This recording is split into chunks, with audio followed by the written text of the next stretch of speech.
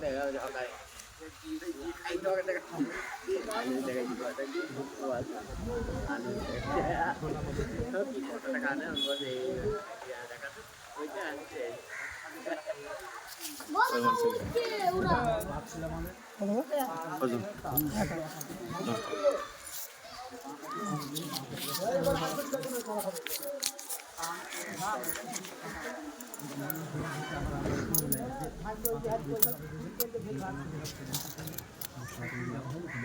পরে আসবে তখন